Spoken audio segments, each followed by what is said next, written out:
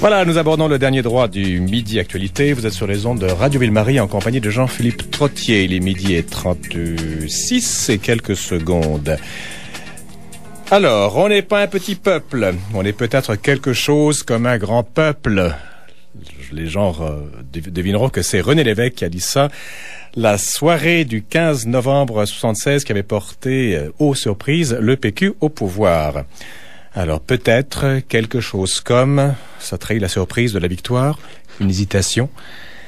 Hésitation du dirigeant du PQ qui résonne comme un écho à l'ambivalence générale et douloureuse d'un peuple qui peine à assumer ce dont il est porteur.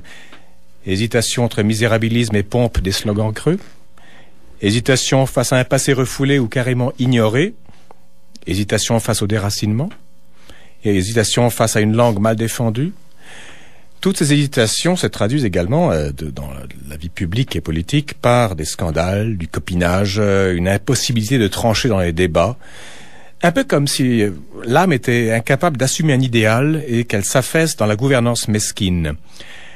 Alors, le salut n'est-il pas en fait dans la grandeur? Alors, je suis en compagnie de Mathieu Bock-Côté, un intellectuel de renom qui est bien connu sur toutes les tribunes du Québec, bien connu, bien aimé, souvent un peu moins aussi, mais qui a le mérite de dire les choses claires et nettes. Mathieu, bonjour. Bonjour.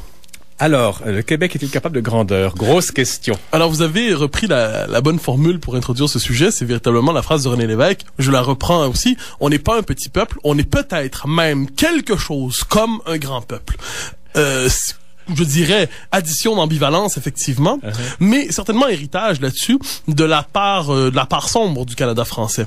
C'est-à-dire il y a dans l'héritage canadien-français certainement quelque chose qu'on doit assumer aujourd'hui, ce vieux fond occidental, cette appartenance, cet enracinement, mais aussi il y a dans l'histoire du Canada français le sentiment d'une domination, si je puis dire, le sentiment et la réalité d'une domination qu'on a traînée pendant très longtemps. Et la Révolution tranquille, dans ce cas-là, de grand. Parce qu'il y a une grandeur spécifique à la Révolution tranquille, je crois.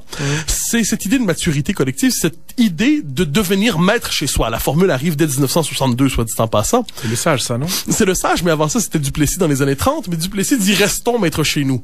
Le sage change la formule, il dit « maître chez nous » tout simplement, donc devenons maître chez nous. Ah, oui, oui. Et il y a dans l'héritage de la Révolution tranquille, donc, cette aspiration à une grandeur spécifiquement québécoise, c'est-à-dire quitter la marginalité de l'histoire, quitter le statut strictement provincial. C'est le drame du Québec, cette espèce de provincialisation de l'existence collective.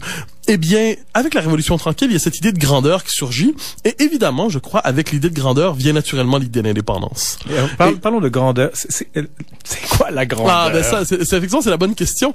Prenons le concept tel qu'il a été le plus utilisé au XXe siècle. C'est le général de Gaulle, bien évidemment, qui parlait toujours de la grandeur de la France. Et souvent, il disait que la France serait grande sans les Français. Bon, on connaît le discours là-dessus.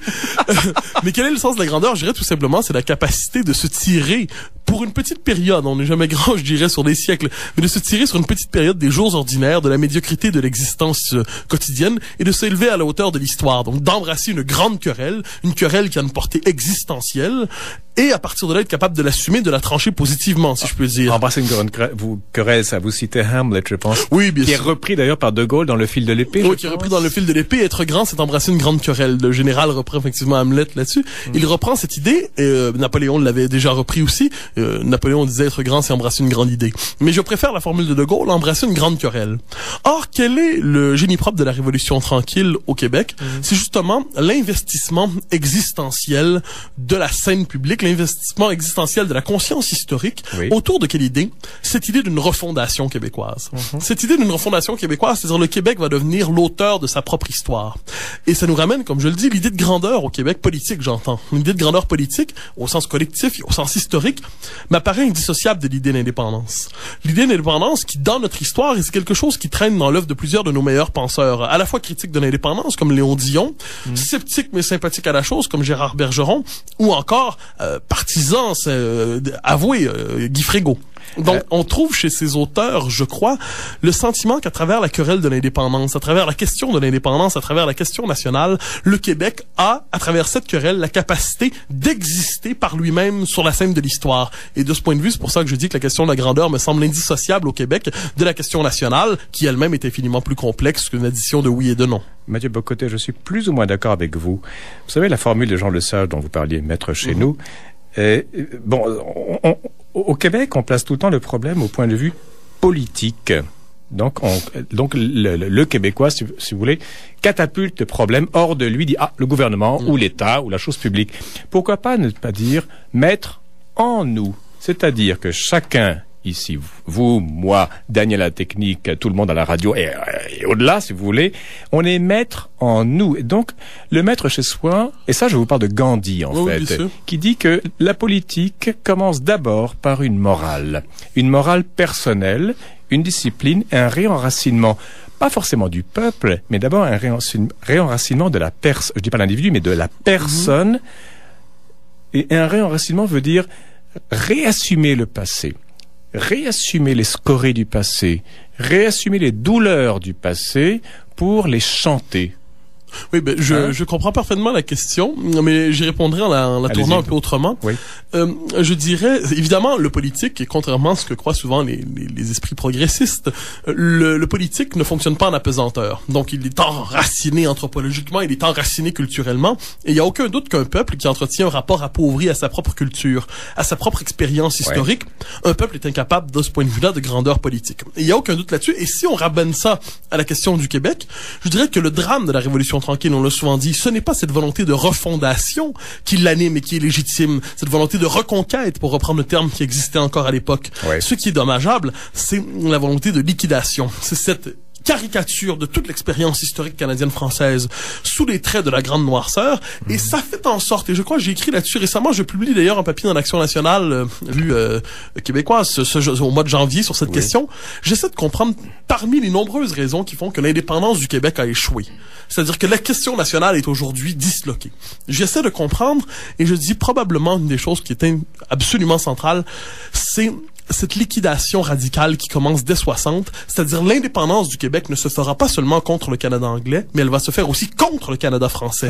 C'est une indépendance qui se fait contre nous-mêmes. Oui. C'est une indépendance, lorsqu'on écoute le discours des nationalistes de la Révolution tranquille, ils sont d'abord occupés à faire le procès de plusieurs siècles d'histoire qui ont pourtant rendu possible leur propre existence. Oui. Alors quand on cherche à comprendre l'échec de l'indépendance du Québec, n'y aurait-il pas le fait qu'il s'agit d'un projet qui s'est constitué en bonne partie contre notre propre expérience historique, contre l'héritage du Canada français, ce qui fait en sorte qu'en 1980, quand on regarde finalement les appuis au camp du oui, qu'est-ce que c'est? Mais ce sont les classes sociales promues par la Révolution tranquille.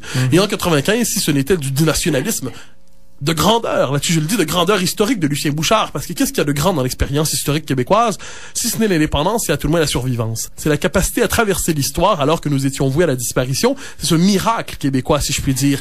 Eh bien, Bouchard, en 95, mobilise un langage qui n'est pas celui de la technique, qui n'est pas celui de la technocratie, qui n'est pas celui du problem solving. Il mobilise le langage, je dirais, de la grandeur historique, de la capacité à traverser les grandes épreuves, le langage de l'autorité et de la culture. Et je souligne le mépris anglo-saxon à l'égard de ce langage-là notamment, qui est un mépris extrêmement insidieux et que la plupart des Québécois ont intégré en fait, parce qu'on l'appelait Saint-Lucien, disaient beaucoup d'anglophones. Hein? Oui, très juste, et je dirais qu'aujourd'hui, 15 ans plus tard, les Québécois l'ont radicalement intériorisé. Il y a quelque chose d'absolument terrible dans le vocabulaire politique actuel au Québec, que j'appellerais le discours des vraies affaires.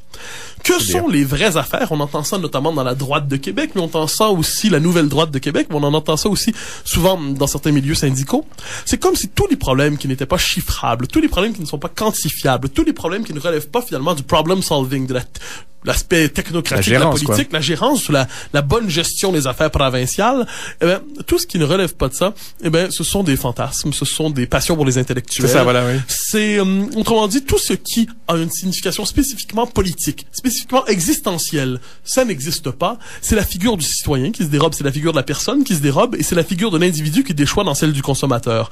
Tout ce qui n'est pas quantifiable n'est plus légitime. Eh bien, lorsqu'on n'est plus capable de poser les questions existentielles, ces grandes querelles qui font en sorte qu'une société n'est pas qu'une addition d'individus, mais est aussi un destin, eh bien, lorsqu'on est dans une situation semblable, c'est à ce moment qu'on touche la situation du Québec actuel, une spirale remarquable de déclin. Le Québec actuel est dans une spirale de déclin, et derrière, un des symptômes de ça, justement, c'est ce discours gestionnaire, provincial, mais provincial dans le sens petit du terme. Il y en a-t-il un grand, d'ailleurs. Mais l'aspect gestionnaire est exemplaire, je crois, de cette régression, de cette perte du sens du politique et du bien commun. Ce que vous me dites me fait penser à Stephen Guilbeault, ou du moins à son organisme équitaire. Si vous avez fait un tour là-dessus, il y a l'allégorie de la grenouille. Je sais pas si vous dites quelque chose. Non, je connais Guilbeault, mais pas. Alors, mettez une grenouille dans un chaudron d'eau bouillante, déjà bouillante, hein, vous la plongez là-dedans, elle saute en dehors du chaudron. Elle a trop mal. Alors que si on la met dans un chaudron d'eau froide et qu'on chauffe l'eau progressivement, la grenouille s'habitue à la température et peu à peu elle meurt.